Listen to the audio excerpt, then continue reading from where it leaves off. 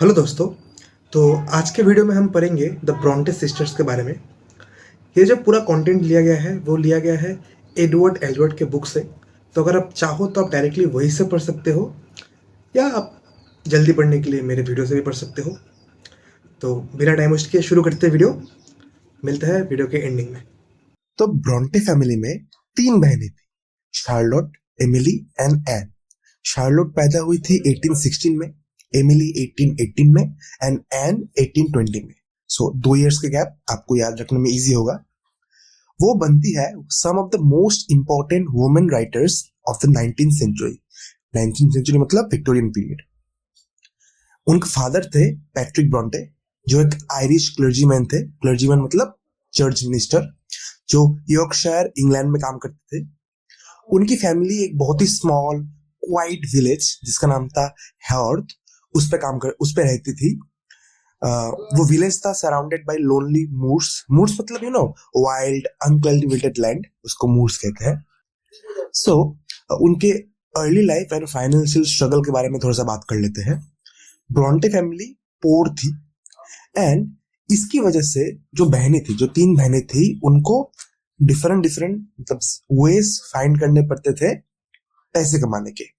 Charlotte Brontë एक school teacher रही थी कुछ सालों के लिए, 1835 से लेके 1838 तक। एंड ये एक बहुत ही डिफिकल्ट एंड टायरिंग काम था और वो डिसलाइक करती थी। बाद में वो एक गवर्नेंस बनती है। गवर्नेंस मतलब एक private teacher in a rich families house. And ये जो एक्सपीरियंस है, experience of loneliness and class difference, ये शार्लोट के नॉवेल्स में भी अपेयर होता है, स्पेशली जेन आयर में। फिर 1842 में Charlotte and Emily Bronte Brussels जाती है, मतलब बेल्जियम में, to study language and teaching at a school.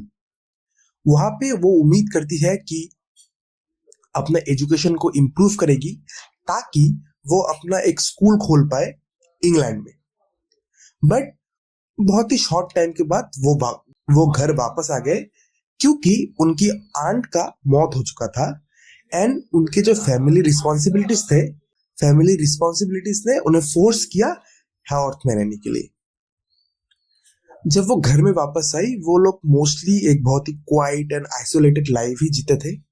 जो फैमिली के काम थे, like taking care of their old father and managing the house, और मतलब ये रिस्पॉन्सिबिलिटीज ही उन्हें रोकते थे, और इसलिए वो कहीं और ट्रैवल या काम नहीं कर पाते थे।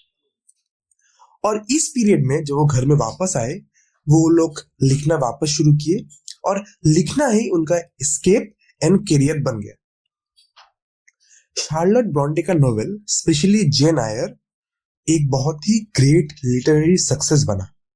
इसकी वजह से वो फाइनेंशियली सिक्योर बन गई, एंड मनी के लिए और स्ट्रगल नहीं करना पड़ा। 1854 में शार्लोट आर्थर बेल निकोल के साथ शादी करती है। अभी आर्थर बेल था उसके फादर का क्यूरेट मतलब assistant clergyman. But unfortunately her married life was very short. वो 1855 में मर जाती है, मतलब शादी के 1 साल बाद ही मर जाती है। उसके जो बाकी 2 टैलेंटेड सिस्टर्स थे, एमिली और एन, वो उससे पहले ही मर गए थे बिकॉज ऑफ ट्यूबरक्लोसिस। अभी हम स्पेसिफिकली बात करेंगे शार्लोट ब्रॉन्टे के बारे में। उसका जो सबसे पहला वर्क था वो था द प्रोफेसर।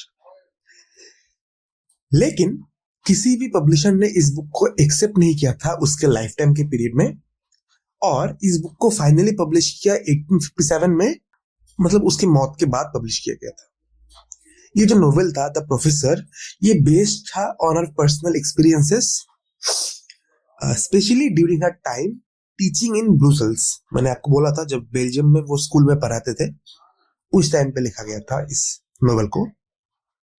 हाउएवर, क्योंकि ये बुक बहुत एक सिंपली एक रियल इवेंट्स को फॉलो करते हैं, ज्यादा इमोशनल डेप्थ और इंस्पिरेशन नहीं है, तो स्टोरी बहुत ही ज्यादा डल और लाइफलेस लगता है। कैरेक्टर्स के अंदर कोई इंटेंसिटी नहीं था, एंड इस बुक में कोई पैशनेट इंसाइट भी नहीं था। फिर आता है उसका मास्टरपीस जेन आयर, जो कि पब्लिश किया गया था 1847 में। यह है शार्लोट का greatest and most famous novel. Jane Eyre. Publish किया गया 1847 में, लेकिन उसने अपने खुद के नाम पे इसे पब्लिश नहीं किया। उसने इसे पब्लिश किया ऑन द नेम करर बेल। आप ये नोट कर लेना, CURRERBELL। अब ऐसा इसने क्यों किया? बिकॉज उस टाइम पे वुमेन राइटर्स को उतना सीरियसली नहीं लिया जाता था। ओके, अभी जेन आयर के स्टोरी को थोड़ा सा शॉर्ट में समझ लेते हैं। इसमें एक लव स्टोरी दिखाया गया है। जेन आयर एक बहुत ही पोर प्लेन लुकिंग ऑर्फन गर्ल है जो एक गवर्नेंस बनती है in the house of mister Rochester. अब ये जो एक हम्बल पोजीशन में थी, डिस्पाइट हर हम्बल पोजीशन उसके पास एक great moral strength, intelligence and emotional depth है। उसका जो प्यार है रॉचेस्टर के प्रति वो बहुत ही डीप एंड ऑनेस्ट है, एंड इनफैक्ट वो बहुत ज्यादा स्ट्रगल्स एंड मोरल टेस्ट भी पार करती है before they can finally be together. अब इस नोवेल के कुछ स्टाइल्स एंड क्वालिटीज के बारे में बात कर लेते हैं। इस नोवेल को जाना जाता है because of its truthfulness and emotional intensity. Charlotte लिखती है इस नोवेल को with raw honesty about a women's feelings, independence and dignity. Novel का जो प्लॉट है वो एकदम इम्प्रोबेबल है एंड मेलोड्रामेटिक है कुछ पार्ट्स में। For example, the mad wife in the attic. आप अगर इस नोवेल को पढ़ेंगे तो आप समझ पाएंगे इस पार्ट को। लेकिन जो मेन कैरेक्टर्स है, स्पेशली जेन एंड रॉचेस्टर, बहुत ही पावरफुल एंड साइकोलॉजिकली रियल है। इस नोवेल में हमें moments of terror and strong passion भी देखने को मिलता है जो कि इंग्लिश फिक्शन में बहुत ही न्यू थे। तो अगर आप शॉर्ट में देखना चाहे तो जेन आयर में एक कॉम्बिनेशन है रोमांस और रियलिज्म एंड साइकोलॉजिकल इंसाइट का, जो कि इसे एक बहुत ही रिवोल्यूशनरी नोवेल बनाता है उस टाइम पीरियड में, बिकॉज क्योंकि ये एक वुमेन के इनर लाइफ को इतना विविडली दिखाता है। ओके, अब इसके बाद शार्लोट का नेक्स्ट नोवेल आता है शर्ले, जो कि उसने पब्लिश किया था 1849 में। ये नोवेल ना उतना ज्यादा इंटेंस एंड इमोशनल नहीं है। ये वापस आ जाता है उसका मोर ऑर्डिनरी पिक्चर ऑफ लाइफ में। इसमें भी ये एक यंग गर्ल के लव स्टोरी को प्रेजेंट करता है, लेकिन एक बहुत ही जेंटल एंड मोर कंट्रोल तरीके से। फिर भी इसका जो प्लॉट कंस्ट्रक्शन है वो बहुत ही वीक है, एंड जो कहानियां ना वो बहुत स्कैटर्ड फील होता है। लेकिन फिर भी ये शार्लोट के अटेम्प्ट दिखाता है to write about society and industrial problem. ये नोवेल सेट किया गया है during the Yorkshire industrial unrest. Okay, फिर आता है अगला नोवेल जो कि है विलेट। इसे पब्लिश किया गया था 1853 में। ये शार्लोट ब्रॉन्टे का लास्ट कंप्लीटेड नोवेल है और ये पार्टली ऑटोबायोग्राफिकल भी है। इसका जो मेन कैरेक्टर है लूसी स्नो, वो रिफ्लेक्ट करता है शार्लोट खुद को। शाई, lonely, strong minded and emotionally deep character जो कि शार्लोट खुद। इसका जो स्टोरी बेस किया गया है शार्लोट का एक्सपीरियंसेस इन ब्रुसेल्स। इस स्टोरी में हम देख पाते हैं उसके इनर स्ट्रगल्स, रिप्रेशन एंड उसके desire for love and intensity. इसकी जो कहानी है it's full of truth, psychological depth and intense emotion. लेकिन फिर भी कभी कभी ये बहुत ही sombre and lonely in tone feel होता है। अभी हम बहुत ही क्विकली शार्लोट ब्रॉन्टे के कुछ स्ट्रेंथ्स एंड लिमिटेशंस भी जान लेते हैं। शार्लोट ब्रॉन्टे का जो राइटिंग है उसमें ना truth, passion and powerful insight into human emotion ये हमें दिखाई देता है। वो ह्यूमन माइंड्स एंड हार्ट्स के अंदर डीपली देख पाते थे और यही उसको एक जीनियस बनाता था। लेकिन ये जो स्ट्रेंथ्स थे ना, यही स्ट्रेंथ्स ही उसका लिमिटेशन भी बन जाता है। वो ज्यादातर समय उन्हीं एक्सपीरियंस के बारे में लिखती थी जो कि वो जानती थी, जैसे कि governance life, love and loneliness. उसकी जो टोन थी वो बहुत सीरियस थी एंड ह्यूमर बहुत कम था, और कभी कभी उसकी इमोशंस बहुत ज्यादा इंटेंस बन जाते हैं ऑलमोस्ट वाइल्ड और एक्सेसिव, लेकिन फिर भी वो कॉमन और ऑर्डिनरी पीपल जैसे कि गवर्नेंस एंड पोर वुमेन, इनको एक romantic importance and emotional depth देते हैं और उन्हें लिटरेचर में एक्स्ट्रा ऑर्डिनरी बना देते हैं। अभी हम बात करते हैं एमिली ब्रॉन्टे के बारे में। उसका लाइफ पीरियड देख लो, 1818 से लेके 1848। एमिली ब्रॉन्टे, ये जो तीन बहनें हैं, इनकी मिडिल सिस्टर थी Emily Bronte, and in fact Emily Bronte को कंसीडर किया जाता है most powerful and original, okay, despite the fact कि उसने बस एक ही नॉवेल लिखा है, विदरिंग हाइट्स, 1847 में। दोस्तों इस नॉवेल को पढ़ना, बहुत ही अच्छा नॉवेल है, मैंने पढ़ा है इसे। अभी विदरिंग हाइट्स के बारे में बात कर लेते हैं। पब्लिश किया गया था 1847 में। विदरिंग हाइट एक बहुत ही यूनिक नॉवेल है जो कि इंग्लिश लिटरेचर में अकेला है, उसकी तरह कोई और नॉवेल नहीं है। इस नॉवेल पे wild lonely atmosphere of the Yorkshire moors, जहां पे एमिली लिव्ड, जहां पे एमिली रहती है, वो जगह को दिखाता है इस नॉवेल पे। इसके जो मेन कैरेक्टर्स है जैसे हीथक्लिफ एंड कैथरीन, वो ऑर्डिनरी लोग नहीं है, मतलब वो लोग huge, passionate and almost elemental लोग हैं। मतलब उनके जो फीलिंग्स है वो बहुत ही वाइल्ड एंड अनकंट्रोलेबल है, जैसे कि नेचर। उसके जो नोवेल है, उसके नोवेल का इमोशन एकदम intense height of love, hatred and revenge तक पहुंच जाता है, एंड ऑफन वो वायलेंस तक चला जाता है।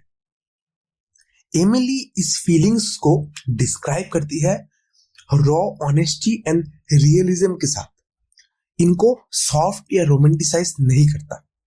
ये जो कहानी है, कहानी बिल्ड होता है एक सीरीज ऑफ पावरफुल इमोशंस के साथ, जो कि रीडर्स को एब्जॉर्व रखती है टिल द एंड।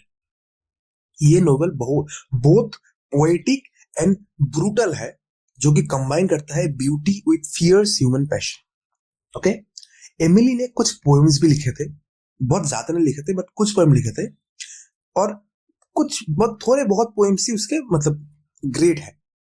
ओके, वो पोएम्स उसके स्पिरिचुअल स्ट्रेंथ को दिखाती है, करेज को दिखाती है एंड इंडिपेंडेंस दिखाती है।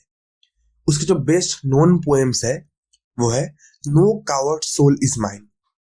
इसमें दिखाता है fearless faith and strength of spirit. और एक और पोएम है कोल्ड इन द अर्थ। ये एक डीपली इमोशनल एलिजी है। एलिजी मतलब a poem about morning. Okay, ये एलिजी प्यार और सौरो दोनों को दिखाती है। उसके जो वर्स है वो इंटेंसिटी, डिग्निटी एंड ग्राउंडर के ऊपर है। भले ही वो सिंपल लैंग्वेज में लिखे, बट ये दिखता है उस वर्स में। अभी हम बात करते हैं सबसे छोटे सिस्टर के बारे में, जो कि है एन ब्रॉन्टे। 1820 से 1849 तक इसकी लाइफ पीरियड थी। एन सबसे यंगेस्ट थे of the three Bronte sisters. And अगर एन को कंपेयर किया जाए with her sisters, she is considered the least powerful and least important as a novelist. उसके कुछ नोवेल, उसने बस 2 नॉवेल्स लिखे हैं। पहला है एग्नेस ग्रे, जो कि पब्लिश किया गया था 1847 में। ये नॉवेल बेस्ड है on her experience as a governess मतलब प्राइवेट टीचर। ये एक simple, realistic and honest novel है, लेकिन इस नॉवेल पे इमोशनल डेप्थ और ड्रामेटिक पावर मिसिंग है। इसका जो स्टोरी है वो स्ट्रेट फॉरवर्ड है एंड काम है, मतलब इसमें ज्यादा इंटेंस पैशन नहीं है। फिर आता है एक उसका सेकंड नॉवेल, जो कि है द टेनेट ऑफ वाइल्डफेल हॉल। इसे पब्लिश किया गया था 1848 में। इस नॉवेल पे एक कहानी बताया गया है ऑफ ए वुमन जो अपने अल्कोहलिक हस्बैंड को छोड़ देता है अपने बच्चे को बचाने के लिए। ये बुक एक बहुत ही बोल्ड बुक है उस टाइम पीरियड के हिसाब से, क्योंकि इस बुक में कुछ इश्यूज को डिस्कस किया गया है, जैसे कि alcoholism, women's independence and morality. But however, भले ही ये एक बहुत ही ब्रेव एंड रियलिस्टिक वर्क था, फिर भी इसमें emotional force and imagination missing था, जो कि एमिली एंड शार्लोट के वर्क को बहुत ही पावरफुल बनाते थे। वही चीज मिसिंग था एन के वर्क्स में। इसके जो लिमिटेशंस थे, हाँ, वो लिमिटेशंस थे कि एन का राइटिंग बहुत ही जेंटल, मोरल एंड सेंसिबल था, बट इसमें एनर्जी, पैशन और पोएटिक पावर्स नहीं थे। उसके नॉवेल ना मतलब माइल्ड एंड डायरेक्ट थे, मतलब कह सकते हो बस मोरल लेसन सिखाने के लिए, rather देन आर्टिस्टिक और ड्रामेटिक। ओके, अभी हम इस वीडियो के फाइनल सेगमेंट पे आ गए हैं, जहां पे हम डिस्कस करेंगे the features of their novels. इन तीन बहनों के नॉवेल्स के फीचर्स का पहला है a turning point in English fiction. देखो, the Bronte sisters, Charlotte, Emily and Anne, novel को उसी same emotional depth and imagination पे लेके आते हैं जो कि इंग्लिश पोइट्री को ट्रांसफॉर्म किया था एक टाइम पे। कुछ राइटर्स ने ट्रांसफॉर्म किया था, जैसे कि वर्ड्सवर्थ, बायरन और शेली, मतलब अपने राइटिंग्स पे फीलिंग्स घुसाना। इन ब्रॉन्टे सिस्टर्स ने नॉवेल्स पे फीलिंग्स घुसाया। इनके पहले, ब्रॉन्टे सिस्टर्स से पहले, नॉवेल ज्यादातर फोकस करती थी social life, manners and moral lessons पे, जैसे कि हम जेन ऑस्टिन और हेनरी फील्डिंग के नॉवेल्स में देखते हैं। बट ब्रॉन्टे सिस्टर्स इस फोकस को शिफ्ट करती है, सोसाइटी से हटा के inner world of human emotions and suffering में शिफ्ट करती है, मतलब ह्यूमंस के फीलिंग्स को फोकस में लाती है। ये जो तीन बहनें हैं, इनको कहा जाता है pioneers of physic, pioneers of psychological and emotional realism. मतलब इनके जो नॉवेल्स हैं वो एक्सप्लोर करती है the inner life and feelings of its characters. उनके नॉवेल में बेयर ह्यूमन सोल को दिखाया गया है, मतलब उनके नॉवेल्स रिवील करती है deep emotions, struggles and desires बहुत ही ओपन तरीके से शो करती है। उनके नॉवेल्स ये डिस्क्राइब नहीं करते how people behave in society, वो शो करते हैं what goes on inside a persons heart and mind, मतलब लोगों के दिल और दिमाग के अंदर क्या चलता रहता है, especially in the moments of passion, pain and moral conflict. उनके नॉवेल पे एक नया काइंड ऑफ हीरोइन को देखा गया है। ब्रॉन्टे बहने इंग्लिश नॉवेल को एक न्यू इमेज ऑफ हीरोइन दिखाते हैं, जो कि जेंटल नहीं है, वेल बिहेव नहीं है, जो कि जेन ऑस्टन के कैरेक्टर्स पे थी, जहाँ पे वुमेन बहुत ही वेल बिहेव होती थी, बट यहाँ पे नहीं है। यहाँ पे वुमेन को एक स्ट्रॉन्ग, पैशनेट एंड इंडिपेंडेंट तरीके से दिखाया गया है, जो कि बहुत ही रिवोल्यूशनरी था उस टाइम के हिसाब से। एग्जाम्पल के तौर पे जेन आयर जैसे कि देख लो, जो कि शार्लोट ब्रॉन्टे पे लिखा है। जेन आयर को कैसे दिखाया गया है? प्लेन वुमेन है, बट बहुत ही स्ट्रॉन्ग वुमेन है, जो कि अपने प्यार और रिस्पेक्ट के लिए फाइट करती है। कैथरीन को देख लीजिए विदरिंग हाइट्स में, जो कि एमिली ब्रॉन्टे ने लिखा है। बहुत ही एक ऐसी वुमेन है जो कि वाइल्ड है, इमोशनल है and deeply attached to Heathcliff. ये हीरोइंस फील करती है एंड एक्सप्रेस करती है अपने इमोशंस को विद ऑनेस्टी एंड इंटेंसिटी, जो कि उस टाइम के हिसाब से बहुत ही न्यू था। अभी ब्रॉन्टे बहने नोवेल में कंबाइन करती थी इमेजिनेशन, इंटेलेक्ट एंड इमोशंस को। वो उतना पोएटिक भी थी जितना कि रियलिस्टिक थी। उनके नोवेल्स का जो मोस्ट इंटेंस पैसेजेस है ना, वो सुनने में ऐसा लगता है कि पोएट्री इन प्रोस, मतलब full of rhythm, imagery and deep feeling.